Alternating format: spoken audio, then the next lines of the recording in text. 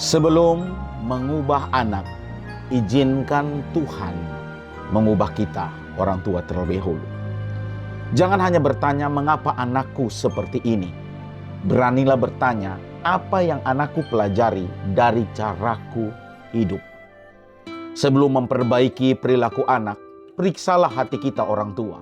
Jangan-jangan rumah sedang memanen apa yang selama ini kita orang tua tanam. Mazmur pasal 51 ayat 10. Firman Tuhan berkata, jadikanlah aku tahir ya Allah, dan perbaharuilah batinku dengan roh yang teguh. Bapak ibu saudara, suatu gambaran seorang ayah yang marah karena anaknya mudah membentak. Dia berkata kepada anaknya, kenapa kamu kasar ya kalau berbicara? Anaknya hanya terdiam. Namun malam itu sang ayah merenung. Ia menyadari bahwa ketika menghadapi masalah di rumah, dirinya pun sering meninggikan suaranya.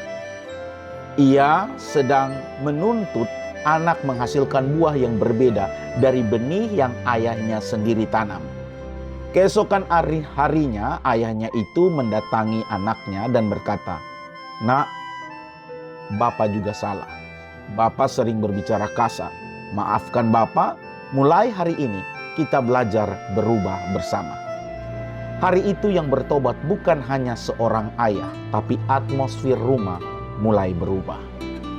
Melalui nats kita dalam Mazmur 51 ini, lahir setelah dosa Daud itu terungkap. Menariknya, Daud tidak berdoa, Tuhan, ubahlah orang-orang di sekelilingku. Tapi Daud berkata, jadikanlah hatiku tahir ya Allah. Ini salah satu prinsip penting dalam pola asuh Kristen atau parenting Kristen. Kita sering fokus memperbaiki anak kita. Anakku harus berubah, anakku harus lebih taat, anakku harus berhenti marah. Tetapi firman Tuhan saat ini mengajak kita untuk bercermin, berkaca. Apakah kemarahan anak sedang meniru kemarahan kita orang tua? Apakah anak sulit meminta maaf karena tidak pernah melihat kita orang tua meminta maaf? Apakah anak jauh dari Tuhan karena ia jarang melihat orang tuanya sungguh-sungguh beribadah dan mencari Tuhan? Pertobatan orang tua bukan tanda orang tua itu mengalami kegagalan. Justru keberanian berkata, Bapak salah, Mama salah, tolong maafkan, dapat menjadi salah satu pembelajaran Injil paling kuat yang dilihat oleh anak. Anak melihat bahwa orang Kristen bukan hanya manusia tanpa kesalahan. Orang Kristen adalah manusia yang ketika salah mau datang bertobat kembali kepada Tuhan. Kita dapat mengaplikasikan beberapa hal di dalam rumah. Yang pertama, sebelum mengoreksi anak kita, periksalah hati dan teladan kita sendiri. Yang kedua, beranilah meminta maaf kepada anak ketika kita orang tua melakukan kesalahan.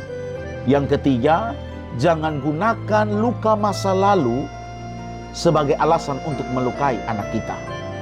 Yang keempat, mintalah Tuhan memutus pola yang buruk yang diwariskan dari generasi atau orang tua sebelumnya.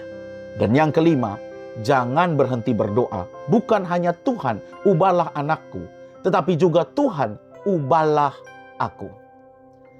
Sebelum saya mengakhiri renungan ini, perhatikan beberapa kalimat ini Bapak Ibu Saudara. Mungkin perubahan keluarga yang selama ini kita doakan harus dimulai bukan dari anak, tetapi dari hati kita sendiri, orang tua. Jangan wariskan luka yang dulu kita terima dari orang tua kita. Biarkanlah kasih Kristus akan menghentikannya pada generasi kita, pada anak kita. Dan jangan hanya berdoa, Tuhan perbaiki anakku. Beranilah berdoa, Tuhan periksalah aku, pulihkan aku, dan mulailah perubahan keluarga ini dari diriku. Dan pada akhirnya Bapak Ibu Saudara, kita memutus cara didik yang mungkin tidak baik, cara didik yang toksik. Kita memutusnya sehingga generasi kita selanjutnya, anak-anak kita bimbing mereka dengan firman Tuhan, kita tanamkan benih firman Tuhan, pola asuh anak Kristen, keluarga Kristen sesuai dengan Alkitab. Kita mendidik mereka di dalam jalan Tuhan. Dan firman Tuhan berkata bahwa firman yang kita ajarkan akan menjadi pelita, memberikan cahaya bagi perjalanan hidup anak kita di dunia ini. Dan firman Tuhan juga menjelaskan dengan apa seorang muda menjaga kelokannya bersih, yaitu menjaganya sesuai dengan firman Tuhan. Dan anak kita suatu kali kelak akan mengucap syukur karena dia memiliki orang tua yang begitu peduli, yang mau mendidik jalan Tuhan, firman Tuhan kepadanya. Sehingga kehidupan anak kita menjadi berkat, menjadi saluran berkat, dan nama Tuhan dipuji dan dipermuliakan. Tuhan Yesus memberkati kita semua. Shalom.